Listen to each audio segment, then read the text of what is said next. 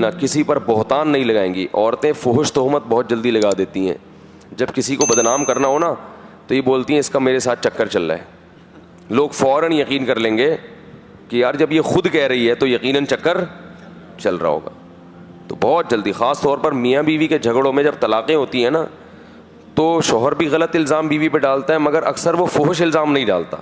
لیکن عورت جو شوہر پہ الزام ڈالتی ہے اکثر وہ فحش ہوتی ہے. اس کے لڑکیوں سے تعلقات ہیں, ان میں بعض دفعہ صحیح بھی ہوتے ہیں وہ الزام, لیکن بسا اوقات وہ الزام غلط ہوتے ہیں. اور میں نے بڑے بڑے علماء کو دیکھا ہے کہ وہ عورتوں کی بات پہ یقین کر کے وہ یقین کر لیتے ہیں کہ اس کے میاں نے ایسا کیا ہوگا.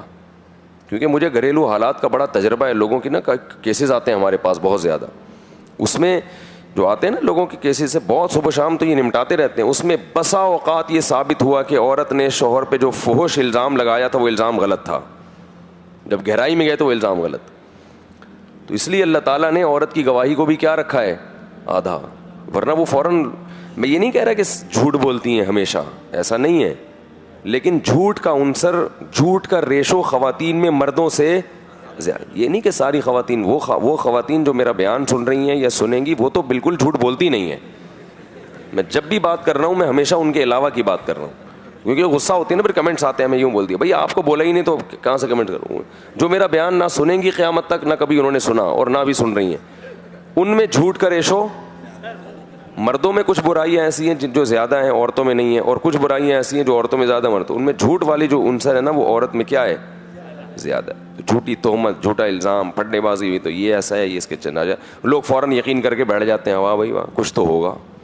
جب بیوی کہہ رہی ہے تو کچھ تو, کیونکہ گھر کی اندر کی باتیں, یہ چیزیں عورتیں جتنا جانتی ہیں کوئی بھی نہیں جانتا. تو اس میں اتنی جلدی فوراً یقین. ایک کیس میرے پاس آیا تھا, اس میں عورت نے اپنے شوہر پہ الزام لگایا, بات تو بہت فحش ہے لیکن چل پڑی ہے, کہ عورت کی ایک بیٹی بھی تھی نا سوتیلی, وہ شوہر کی سوتیلی بیٹی تھی. تو عورت نے الزام لگایا کہ اس نے میری سوتیلی بیٹی کے ساتھ غلط کرنے کی کوشش کی. عورت بھی شرعی پردہ کرتی تھی. چونکہ میں ان کے گھر کے حالات کو بہت پہلے سے جانتا تھا اور مجھے پتا تھا کہ ان کے گھر میں کیا چل رہا ہے, وہ سارا شوہر مجھے پہلے وہ ساری باتیں میرے سے, میں بھی تھے اور ایک اور عالم بھی تھے, ان عالم کا انتقال ہو گیا ورنہ وہ بھی اس پہ گواہ بنتے. تو ہمیں پتا تھا کہ کیس کچھ اور ہے, اور یہ آدمی اب بیوی کو اس نے طلاق دینے کا ارادہ کر لیا ہے. اور عورت پہلے بھی کئی دفعہ طلاقیں لے چکی تھی, وہ کئی بار. اب اس کو ڈر تھا کہ مجھے مزید طلاق ہوئی تو میں کیا ہو جاؤں گی. تو اس نے کیس بنایا, حالانکہ دیندار تھی, پردہ کرتی تھی. اس نے کیس بنایا سوچ کہ بھائی میں اپنے آپ کو بدنامی سے اس طرح بچا سکتی ہوں کہ بھئی میں یہ ڈال دوں کہ سوتیلی بیٹی سے کچھ ناجائز تعلقات ہیں. ظاہر ہے وہ تعلقات ہو تو بیوی شوہر پہ ویسے ہی ہمیشہ کے لیے حرام ہو جاتی ہے. تو اس بیس پہ طلاق ہوئی ہے. تو وہ ایک بڑے ادارے میں گیا مسئلہ, اور وہاں جا کے وہ یہ تقریباً 8-9 سال پرانا واقعہ بیان کر رہا ہوں میں, 10 سال ہو گئے ہوں گے اس واقعے کو. جب وہ کسی ادارے میں گیا ہے تو وہاں کے علماء سے میری بھی سلام دعا تھی. انہوں نے مجھے بلایا, انہوں نے بولا کہ دیکھو یار اتنا بڑا عالم, اتنا یعنی عالم نہیں ہے وہ شخص, دیندار ہے, بہرحال داڑھی واڑی ہے اس کی, کہ دیکھو ایسا آدمی ہے اور اپنی سوتیلی بیٹی کے ساتھ کیا کر رہا ہے. تو میں نے ان مولوی صاحب سے کہا, میں نے کہا پہلی بات آپ نے راز فاش کیوں کیا؟ اگر ایک آدمی نے گناہ کیا بھی ہے تو اس کا یہ مطلب ہے کہ آپ مجھے بتائیں کتنا بڑا جرم ہے, کتنا بڑا جرم ہے یہ. میں اس لیے کہہ رہا ہوں کہ آج کل راز فاش کرنا تو کوئی مسئلہ, بھائی اگر کیا بھی ہے تو علیحدگی کرو, ختم کرو مسئلہ. کیوں دنیا میں چرچا کر رہے ہو کہ اس نے یہ کیا فلاں نے یہ کیا؟ بھائی گناہ ہی کیا نا, اگر کیا تو گناہ پہ شریعت اس کو کھلے عام لوگوں میں چرچا کرنے کا کہتی ہے یا اس پہ پردہ ڈالنے کا کہتی ہے شریعت؟ تو میں نے کہا اول تو اگر اس کی بیوی نے آپ سے پوچھا ہے, اگر ایسا ہوا بھی ہے تو مجھے کیوں بتا رہے ہیں آپ؟ کیونکہ میں اس شخص کو جانتا ہوں, میرے دل میں اس کی عقیدت ہے, میرے دل میں وہ, میری نگاہوں سے وہ ہمیشہ کے لیے گر گیا. چاہے وہ 100 بار بھی توبہ کرے گناہ کر کے, تو توبہ اللہ تو قبول کر لیتے ہیں مگر انسان کسی کی توبہ قبول نہیں کرتا. انسان یہی کہے گا یہ دیکھو یہ ہے.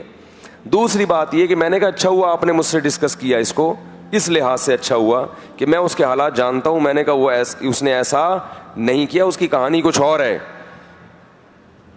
اور میں نے کہا تیسری بات یہ کہ شہادت کا نصاب بھی کامل نہیں ہے, اور آپ نے کیا لگا دیا, کم سے کم 2 گواہ تو چاہیے نا. تو ایک عورت کی گواہی پہ آپ نے کسی پر اتنی بڑی تہمت لگا دی, اور مجھے بھی کہہ رہے پتہ نہیں 10 لوگوں کو اور بھی آپ بتا رہے ہوگے. ان مولوی صاحب سے فتویٰ نہیں پوچھا تھا, ان مولوی صاحب نے وہ فتویٰ پڑھ لیا تھا. آج کل تحریریں بھی تو لوگ پڑھ لیتے ہیں نا, کہیں رکھی ہوئی ہوتی ہیں.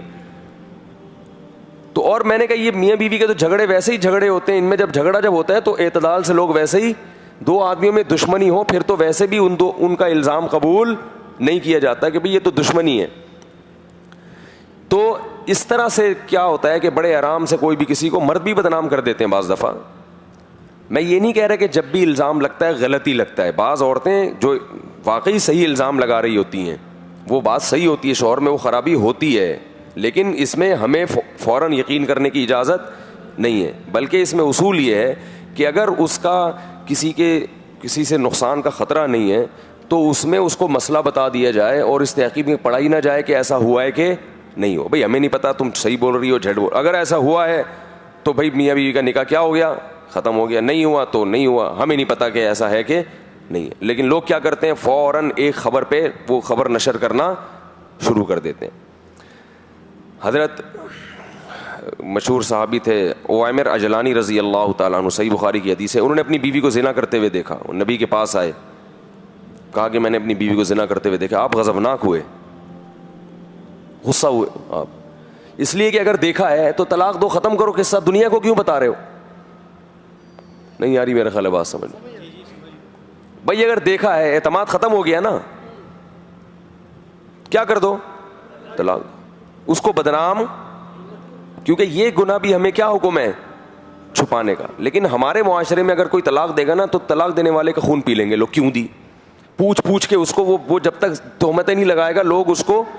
اس لیے یاد رکھو, اگر میاں بیوی میں طلاق بھی ہوتی ہے تو اس معاملے کو اتنا بڑا مت لیا کرو. بولو بھائی نہیں بنی ہوگی کوئی بات نہیں, وہیں یتفرقا یغنی اللہ کلا من سعتہ, اللہ نے خود کہا ہے حدود اللہ پر نہیں رہ سکتے محبت سے, پتلی گلی سے وہ بھی نکل لے اور پتلی گلی سے کچھ نہیں ہوتا. بھائی نہیں بن رہی تھی, دونوں نیک ہیں, دونوں اچھے ہیں, کیوں ہوئی, کیا ہوا تھا, ان میں پڑھ کے کیوں دی بھائی تم نے بیوی کو طلاق, تم نے اپنے شوہر سے کیوں لی طلاق. ایسا خون پیتے ہیں کہ پھر وہ لازمی مجبور ہوتے ہیں ایک دوسرے پر جھوٹے الزام لگانے پر. تو اس کا یہ کہ بھائی نہیں بن رہی تھی یار, الگ ہو گئے, تو کیا ہے اس میں. یہ نہیں کہ آپ جا کے بیویوں کو خام میں الگ کرنا شروع کر دیں, بری چیز ہے طلاق.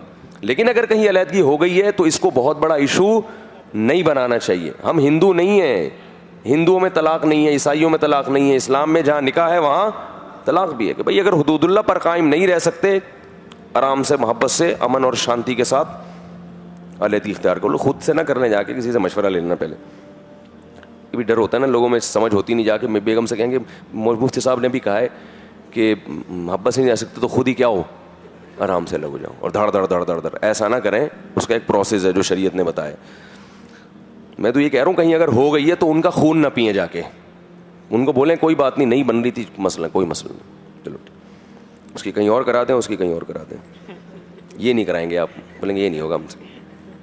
اچھا خیر, تو اللہ نے حکم دیا کہ کسی پر جھوٹی تہمت نہیں لگاؤ گی, اور ولا یعصینک فی معروف, کسی بھی نیکی کے کام میں نبی کی مخالفت نہیں کرو گی.